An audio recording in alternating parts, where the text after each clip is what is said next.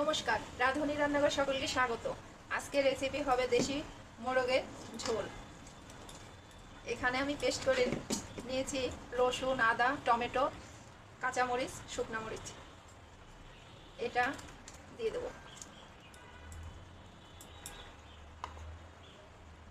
ধনিয়ার গুঁড়া, জিরের গুঁড়া, লবণ,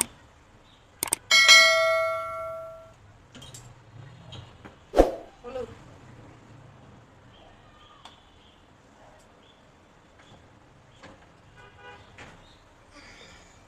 সর্ষের তেল।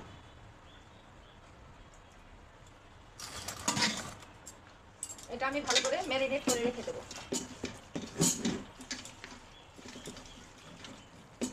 কড়াইতে দেবো তেল, সর্ষের তেল, লবঙ্গ, এলাচ, দারচিনি, সঙ্গে দেবো দুটো তেজপাতা, পেঁয়াজ কুচি, দেড় চামচ সঙ্গে দেবো।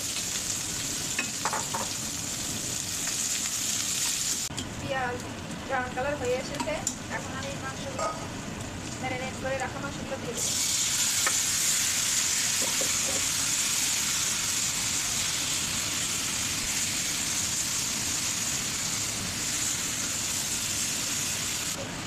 এভাবে আস্তে আস্তে ভালো করে কষিয়ে নেব।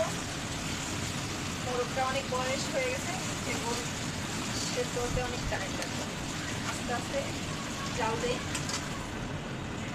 পরিমাণ মতো দেবো জল।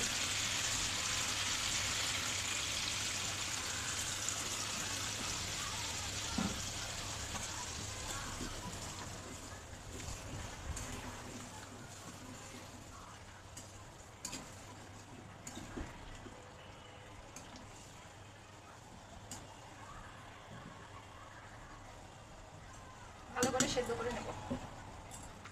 গরম মশলার গুঁড়ো,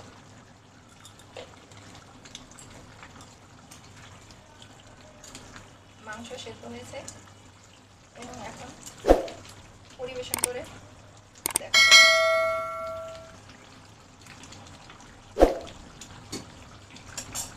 ভিডিওটি ভালো লাগলে অবশ্যই লাইক, কমেন্ট, শেয়ার করবেন। পাশে থাকবেন। আবার কোনো রেসিপি নিয়ে আসবো। ভালো থাকবেন।